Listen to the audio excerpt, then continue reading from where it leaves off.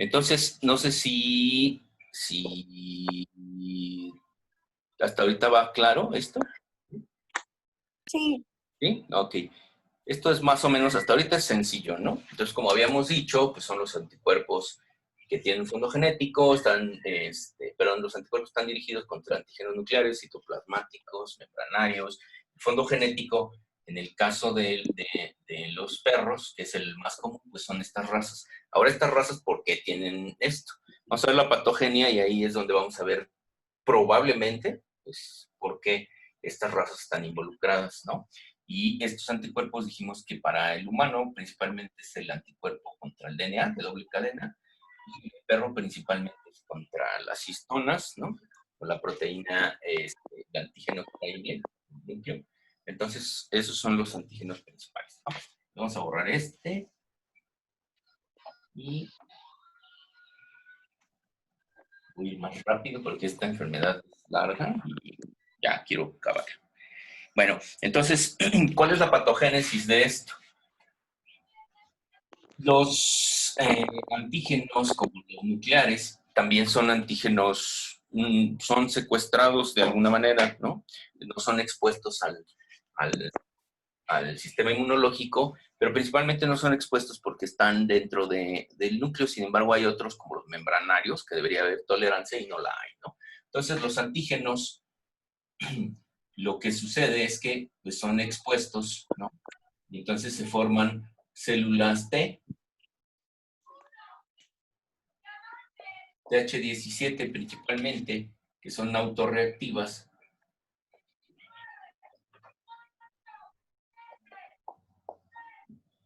Células TH autorreactivas y vamos a tener linfocitos B también autorreactivos, ¿no?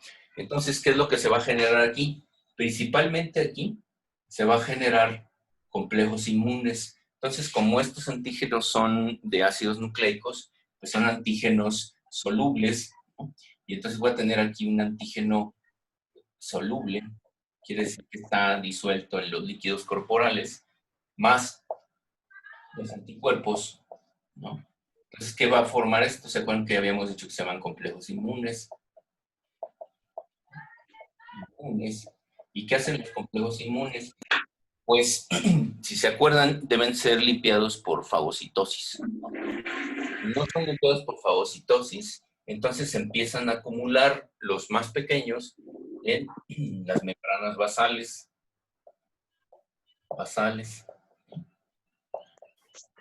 Y esto nos da una hipersensibilidad de qué tipo.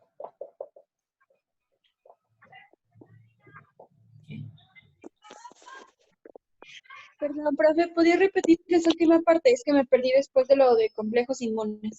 Sí. Acordémonos que los complejos inmunes, cuando es un antígeno soluble, se forman agregados de anticuerpos, el antígeno y complemento, ¿no? Y entonces, ¿qué es lo que va a suceder aquí? Que los complejos inmunes normalmente son eliminados o limpiados por fagocitosis.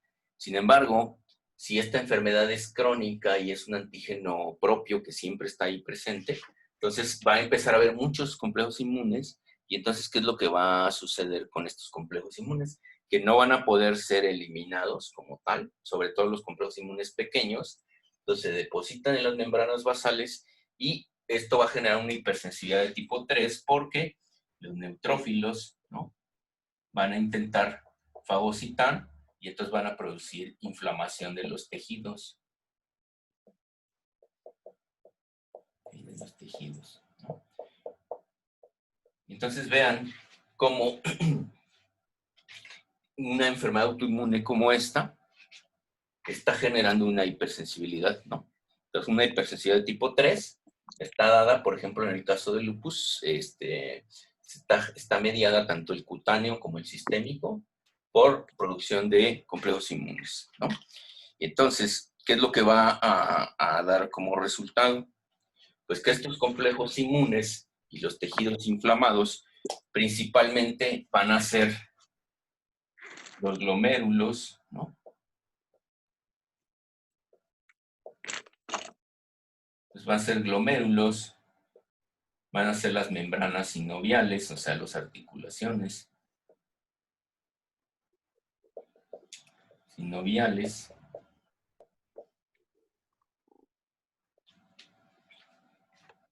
La piel.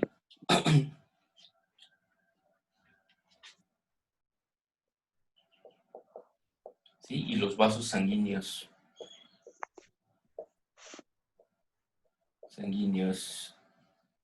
Principalmente los de pequeño calibre. Entonces, esta inflamación, ¿por qué se va a dar? Pues porque en estas membranas basales del glomérulo, de las células que forman la cápsula sinovial de las articulaciones, la piel, en la unión, vamos a ver que es en la unión dermoepidérmica, se van a empezar a acumular ahí los complejos inmunes, van a llegar los neutrófilos, van a tratar de destruir el tejido para poder fagocitar estos complejos inmunes y entonces van a inflamar este tipo de tejidos, ¿no? Esto no excluye que se inflamen otros tejidos. Por ejemplo, en el lupus sistémico está involucrado también enfermedades cardíacas. También se inflaman las válvulas y el pericardio. Entonces, hay pericarditis, hay insuficiencia cardíaca, ¿no? Hay fusión pleural. También los pulmones llegan a tener reacción en contra de las membranas del pulmón, que serían la pleura. Entonces van a producir pleuritis, fusión pleural. Entonces, si se fijan, es un montón de signos los que vamos a estar viendo, ¿no? Entonces, por eso es interesante que ustedes deban conocer muy bien la patogenia, ¿no? Entonces, ¿qué vamos a tener como resultado de esto?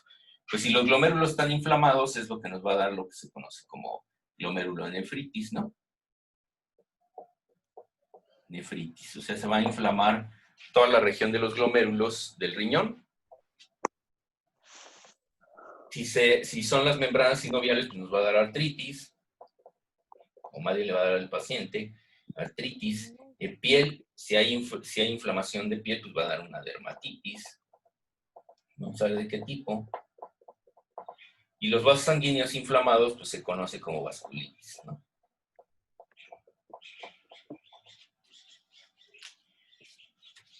¿Sí? Bueno, entonces tenemos esto digamos es la patogénesis, ¿no? Entonces, antígenos propios, ya vimos cuáles son, los antígenos nucleares principalmente. Entonces, generan células TH17 autorreactivas, linfocitos B, se producen anticuerpos que se unen al antígeno soluble, se forman complejos inmunes que no pueden ser eliminados porque siempre se están produciendo ya que el antígeno siempre existe.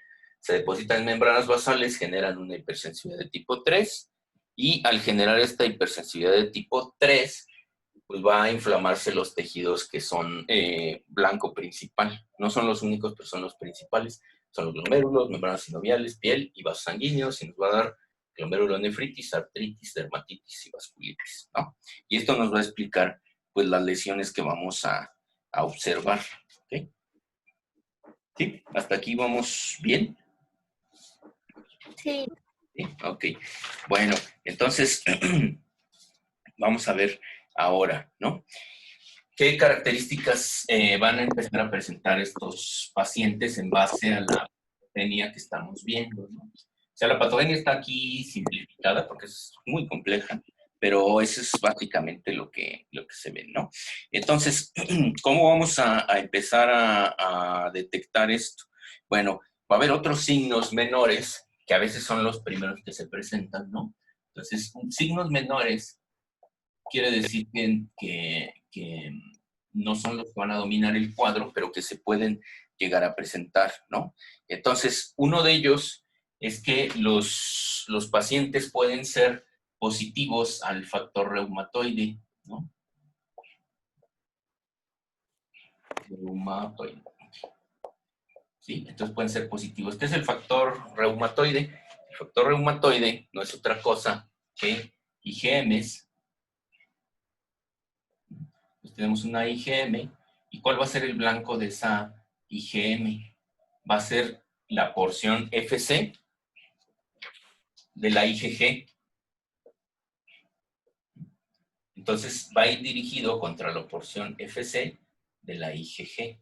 Entonces, literalmente, el factor reumatoide es una IgM anti-IgG.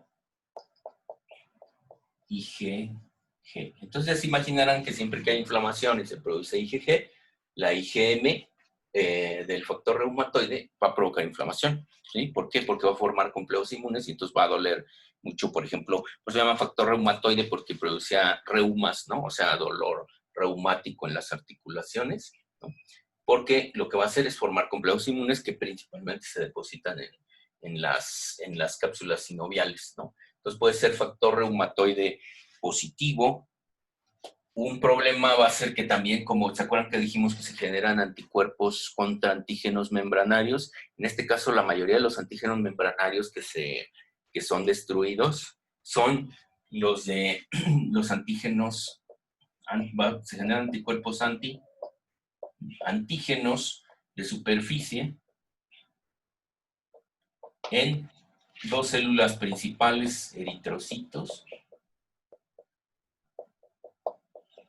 y plaquetas. Y ocasionalmente también en los linfocitos de todo tipo, principalmente los CD8. ¿Qué es lo que va a suceder si yo tengo anticuerpos contra los eritrocitos? Pues va a haber anemia hemolítica, ¿no? Hemolítica. ¿Qué va a suceder si es contra plaquetas? Pues es una trombocitopenia, ¿no?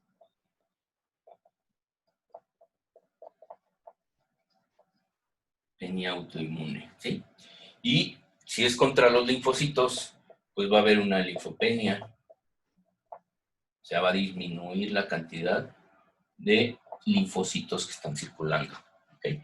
Entonces, fíjense cómo aquí podemos tener signos de hemorragias por la trombocitopenia, vamos a encontrar anemias, por eso es muy importante hacer o sea, aparte de hacer el conteo de eritrocitos, también es importante el frotis sanguíneo. Frotis sanguíneo van a encontrar eritrocitos fantasma. Entonces, ya eso lo verán en patología clínica, espero, pero los eritrocitos fantasma, lo que van a ver es que se ve así, o sea, no se ve continua la membrana, sino se ve así como difuminada, como si la estuvieran borrando. ¿Y por qué se ve como si la estuvieran borrando? Porque los anticuerpos la están destruyendo al activar el complemento y entonces empiezan a deshacer los eritrocitos, ¿no? Empiezan a tener una hemólisis, ¿sí? Entonces, estos son otros signos que pueden ustedes encontrar. Otro que puede suceder son antígenos del músculo. Entonces van a encontrar por ejemplo, contra la miosina, ¿no? Parte de la estructura del músculo. Entonces, entre el músculo inflamado, a esto se le va a conocer pues, como miositis, ¿no? Entonces, ¿cómo se manifiesta la miositis? Pues con renuencia del paciente a moverse, con dolor a la palpación de las masas musculares, ¿no? Y algunas masas musculares sí se alcanzan a ver inflamadas. Entonces, este va a ser un proceso que también vamos a ver. Ahora, ¿qué vamos a ver en lo que son signos mayores? Pues vamos a verlos, porque esto es importante. Ahora, todo esto, hay una prueba que se llama CUMS, que eso pues, lo vamos a ver cuando veamos grupos sanguíneos rápido, pero la prueba de CUMS nos detecta, ¿no? Así se llama, CUMS. Ustedes pueden pedir una prueba de CUMS, que puede ser directa, o puede ser indirecta. ¿No? Ahorita vamos a explicar qué significa esto, ¿sí? Bueno, entonces voy a borrar esta parte y voy a empezar con los signos mayores que son los que más nos interesan ahorita, pero hay que tomar en cuenta que si tenemos un paciente con estas características, puede suceder, ¿no? Que esté con lupus. Entonces, en anemia hemolítica, cuando tengan un paciente con anemia hemolítica, revisen bien lo que son signos en otros órganos, por ejemplo, en riñón, en piel, etc. ¿No? Entonces, ¿cuáles son los signos clínicos principales en el lupus? Sobre todo vamos a hablar ahorita bueno, sí, vamos a dejarlo así. Entonces, los signos principales va a ser, el paciente va a llegar con fiebre o puede tener episodios febriles, va a tener una poliartritis, sea artritis en muchas articulaciones, ¿sí? Poliartritis de tipo no erosiva. ¿Okay? El diagnóstico de una poliartritis para saber si es por lupus o si es una artritis reumatoide, ¿no? O sea, el diagnóstico diferencial, en este caso, cuando se presenta poliartritis, el diagnóstico diferencial va a ser contra la artritis reumatoide.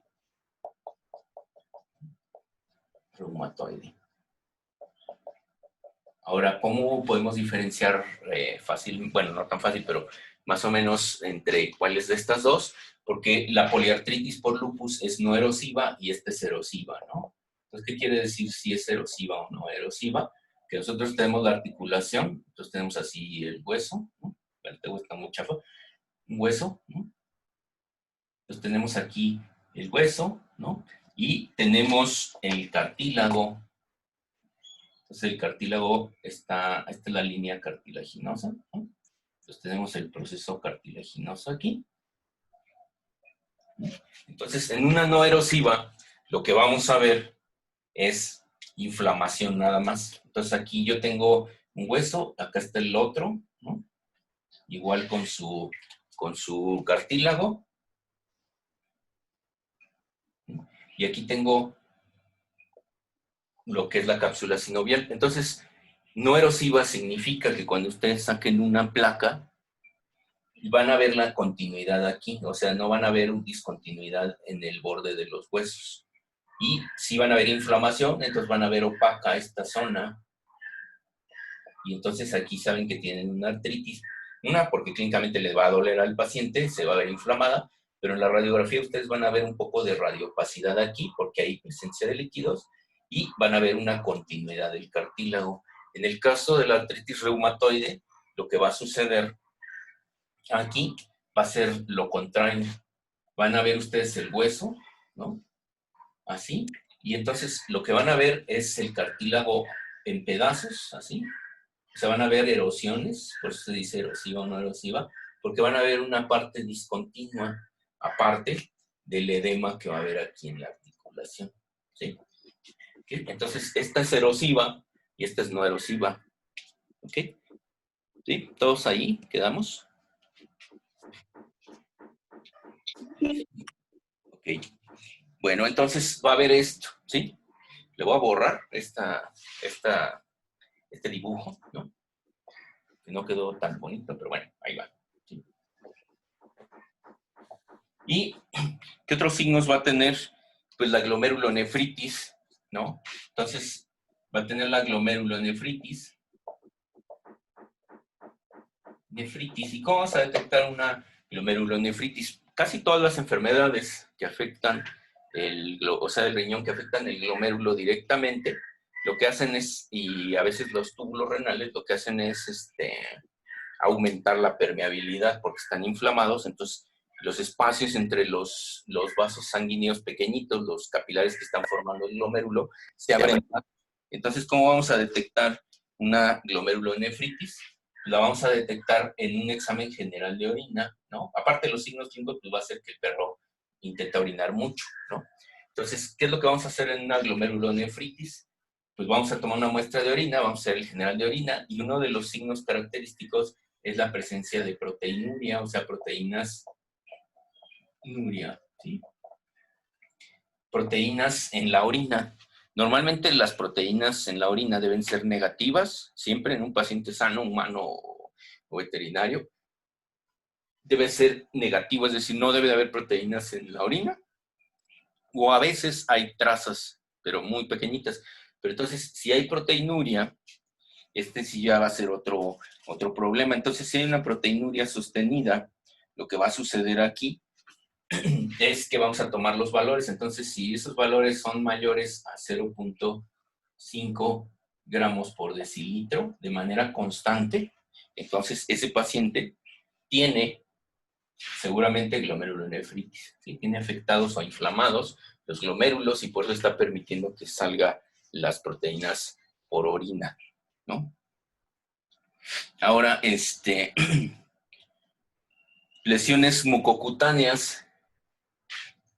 son lo que les decía, signos que son tempranos. Entonces, si es alguien muy abusado, que por lo menos llevó inmunología, van a empezar a ver estos signos, ¿sí? Muchos son en la unión piel con mucosas, por ejemplo, alrededor de los labios, ¿no? Pero muchos otros son en lugares expuestos a la luz ultravioleta o al sol, o sea, en el dorso, las orejas, en la cara, sobre todo cercano a la nariz. Esos son los signos que se van a empezar a ver en las lesiones mucocutáneas, ¿no? ¿Qué lesiones mucocutáneas va a haber? Pues puede ser una dermatitis exfoliativa. Si sienten que les estoy hablando en chino, me dicen.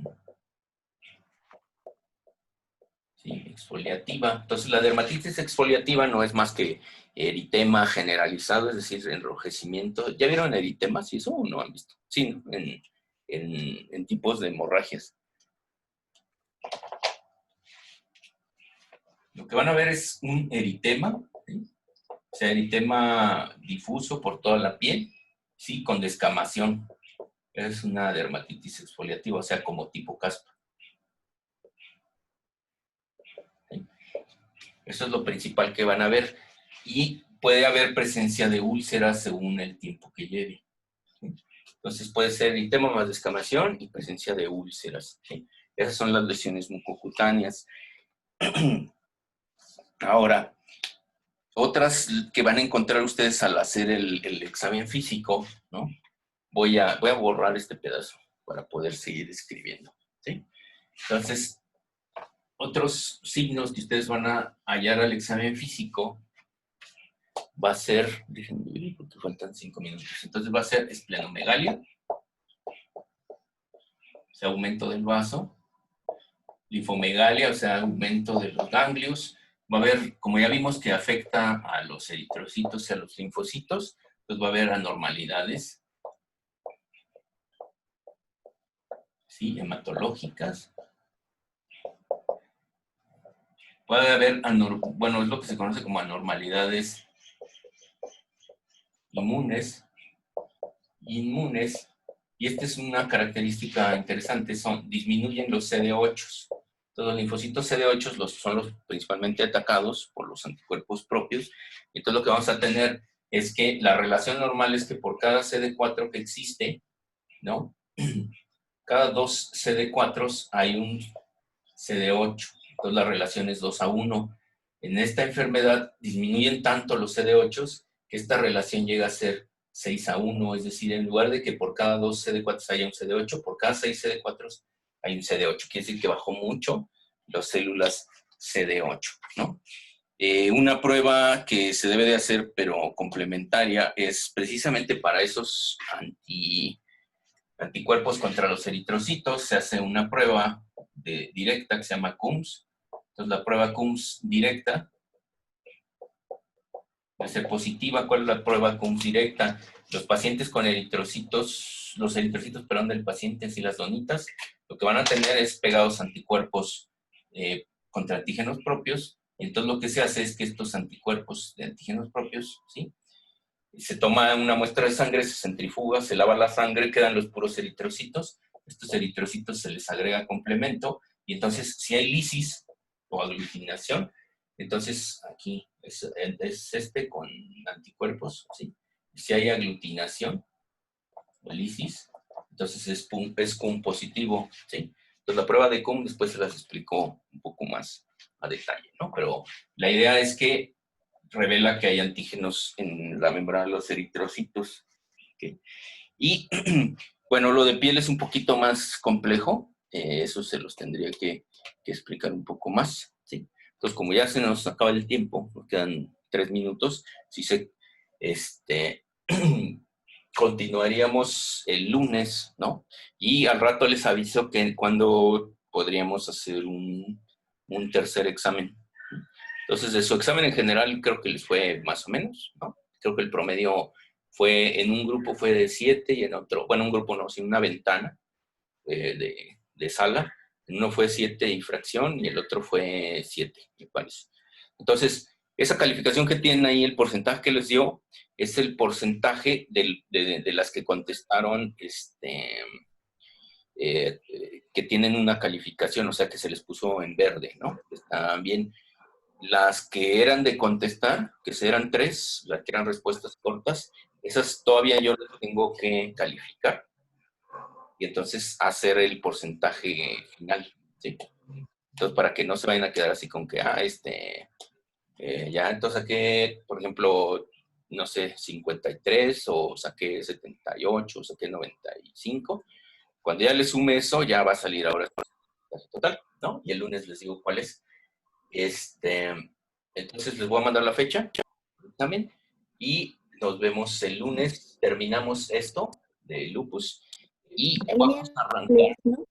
con, lo más probable es que vamos a arrancar con cáncer, ¿sí? Inmunidad antitumoral, ¿ok? Cualquier duda, pues me mandan un mensajillo, ¿sale? Sí.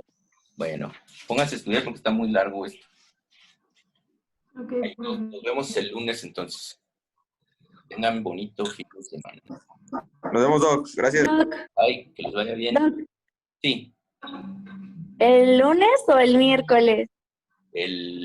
a ver, ¿por qué? Ay, perdón, el miércoles. Yo ya me quería ir a descansar otra vez, pero sí, el miércoles. ¿Sale? Ok, Bueno, gracias, Doc. adiós.